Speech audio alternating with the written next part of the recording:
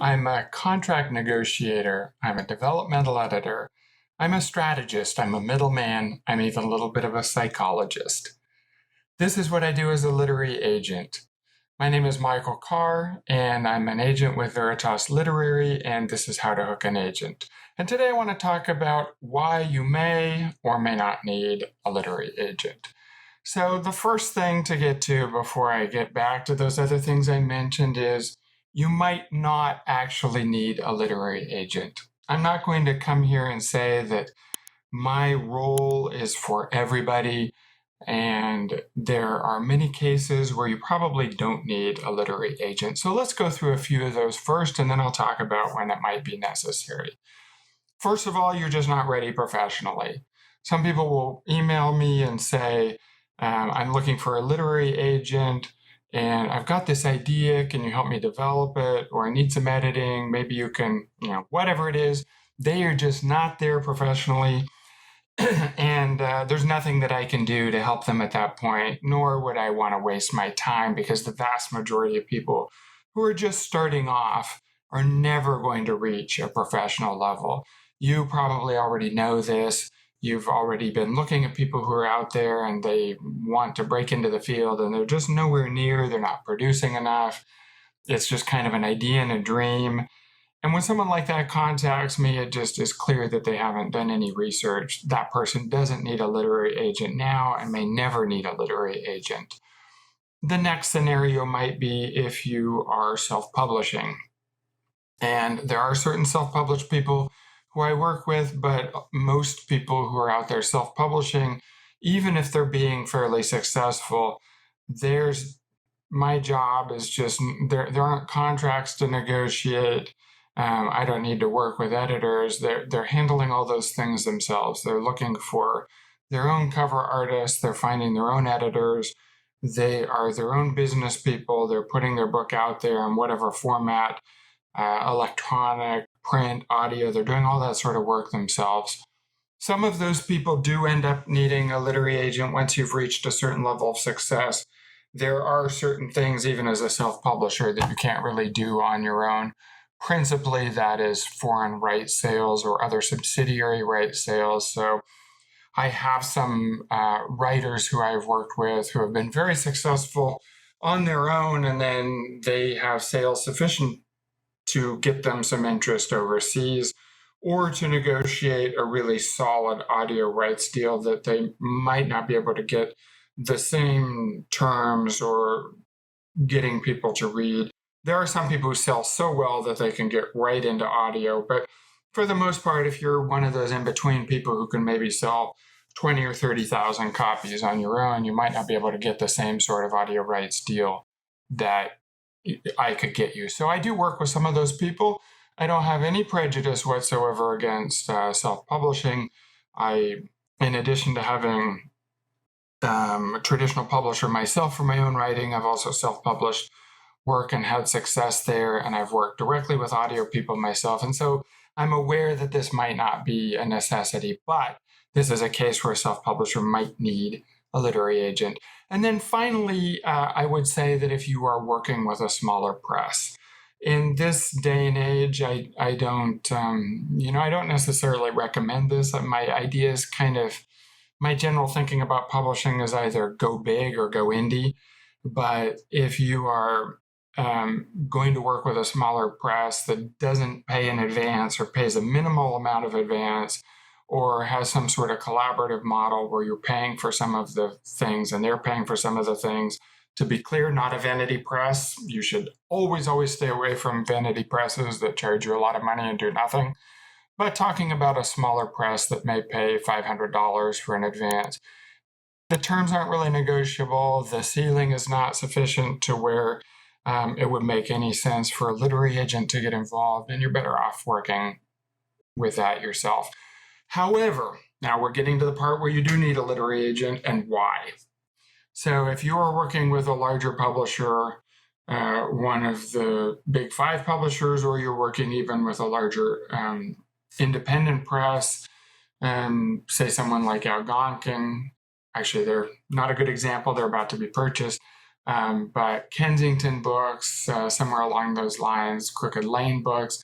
These are publishers where, just like the larger presses, they're going to be paying in advance.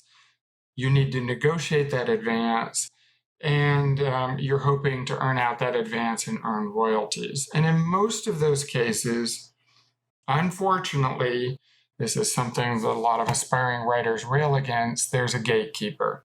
And usually I and my fellow agents are the first gatekeepers. So you can't generally submit directly to Tor Books. You can't submit to Little Brown. You can't find an editor of a book that you like at some Hachette imprint and send to her directly. Those submissions need to go through a literary agent. And the reasons why are many, but the principal reason is they are flooded with work and they need someone to curate and provide a list of titles from which they can choose. And a literary agent is the person who says, I think I'm already putting my stamp of approval on this, not only this book, but this writer, that both the project and the writer are operating already at a professional level.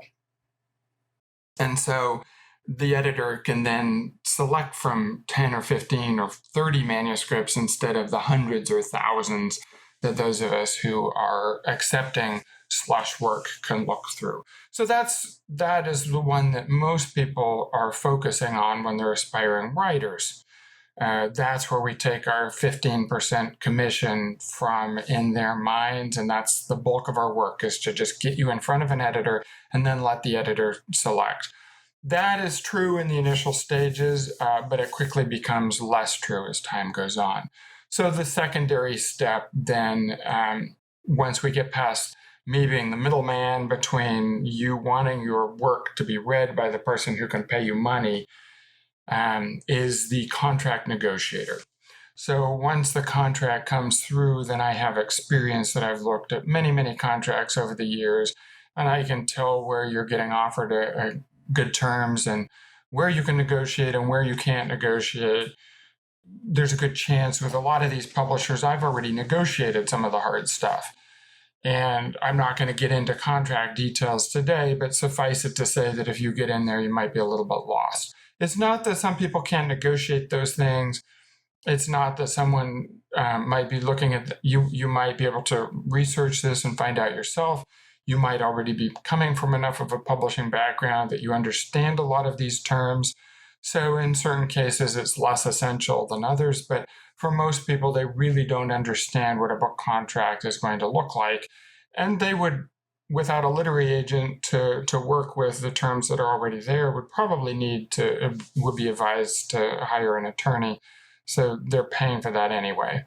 I would say if you are one of those rare people who has been offered a nice contract without an agent, and you really don't want to work with an agent and turn over your 15% of your book, that you try to find someone to negotiate for a flat fee, whether that's an attorney specialized in working with literary contracts who knows what he or she can negotiate, or a contract or someone operating on a flat fee. But that contract negotiation is extremely important. The next stage, of course, or the next thing to talk about is working as a developmental editor. So most of the projects that come into me, even if the writer is working at or near a professional level, the manuscript is not quite ready to go out yet. I have a huge amount of experience in working with numerous writers and going through helping them to develop their plot and identify where things are strong or weak. I have this role I'm going to continue to play with my writers as they go on. They're always going to send me the book first. I'm going to offer some feedback with the understanding that the editor is going to have his or her own ideas about the subject, and it's also going to go through copy edits and proofreading, all these other things to get the book ready for publication. But in many times, I'm the first pair of eyes to look at the polished version of this manuscript, and I can try to identify those areas that still need to be shored up, either to get that contract in the first place, or to make sure that the editor doesn't send it back with a lot of rewrites. This is a good chunk of my work once, and is for any agent, I imagine. Once they build up a nice stable of a number of writers, you're going to be constantly having books come in that are for existing contracts, or going to be out there seeking new contracts. And it's a lot more work than just simply reading a book. A lot of effort goes into it. And when I do like mentoring work with people, whether at conferences or on the side, it's the same sort of thing. I'm going to focus in on that work in a way that's not if I'm just reading for pleasure. I love just reading for pleasure. It sometimes doesn't happen as often as I would like it to, because I have so much work to go. But that would be, say, the next step. And then we start to get into the psychology a little bit. So this is not strictly necessary. I have some of my writers who I'm pretty close with and talk to all the time, and they're always bouncing things off me or talking to me about being stuck on their work, and we might get together on a call and kind of brainstorm out. That brainstorming can happen in the initial stages when they're trying to just figure out what to work on next, and we're looking for that perfect intersection on the Venn diagram between what they want to write and what the market or their editor or whoever wants them to write. We're looking for that kind of sweet spot where they should be working. I might just work on like brainstorming out some ideas and helping, not putting my own stamp on their work. I'm never trying to do that, but just try to clarify the vision that they have already, and what they're hoping to do, and taking their strengths and making them stronger, and identifying areas that might be weaknesses in the going. And when they hit a writer's block, or they're stressed about hitting their deadline, and then sometimes as we in the run up to publication, to tell people, because everything's super serious when it's your book, and to say, okay, this is worth a fight, this is not worth a fight, we should address this, but it's not panic time. For example, this last week, a writer of mine, she saw that the publisher had put up a description of the book available for pre-sale, and she just was not fond of that and was wondering why they hadn't bounced this off her. And this was a case of, yes, we need to address this, but remember, nobody's seen this yet. The stakes are really low right now. We're going to deal with it in a reasonable way. And then every once in a while, there's a case where the publisher really has screwed up. There's a problem with the royalties. They've bought something badly, and my job is to be, as much as this goes against my nature, is to be the asshole on behalf of my writer, that I can crack some skulls with the publisher so that the writer doesn't have to have those conversations, so that the writer always has a congenial relationship with her editor or with his marketing people. And that's my job. That's not my natural forte. I'm kind of someone who prefers to have a warm relationship with everybody, and I really don't like to have those aggressive conversations. But usually I can finesse it into where, ramp down the tension, and just kind of, I usually try to get my way by being relentless, I guess you could say, and just continually saying, yes, but however, this doesn't work. But that is sometimes my role, and just tell people, look, why aren't we getting paid? We were supposed to get paid for the delivery on this project, and we haven't. Recently had a case where contracts had totally changed with a publisher, and in a way that wasn't particularly favorable to us, but across the board. And I had to continually say, where's the money? Where's the money? Where's the money? Where's the money? Until finally the money came. And that allowed my writer to not have to deal with that. And there are cases where things fall apart. The book doesn't sell as well as it should, and maybe the book wasn't as good as we thought it was, or maybe it didn't connect, or maybe a global pandemic hit just at the moment your book released, and it was lost in the shuffle, and now the book hasn't sold well, and we don't know if you're going to get another contract. All these sorts of things. Very, very frustrating. And it's my job to talk my writer off of the ledge. Again, This doesn't always happen. For one thing, I have some writers that just seem like they're always upbeat and cheerful. Most of us working in the creative field have our moments of depression and anxiety, and that's okay too. But know that as your agent, I'm going to be there to help work through those issues with you if and when it's necessary. So these are maybe a few of these things that might come up as you're like, well, what does an agent do? What does a literary agent do? Because in the early stages, it seems like all they're doing is telling you no, no, no about your query. You're sending in your query and they're rejecting it. Maybe they're not even responding, or they're just sending back a form letter. And it's important to remember that what my role is. And if you get to the point where you're like, I can't deal with this crap anymore, I hate these literary agents, they don't see the genius in my work, or let's just say the marketability in my work, it could be that you're totally right. It could be you're writing, and maybe you're writing Westerns, and the Western market is just not that healthy right now from the publisher standpoint.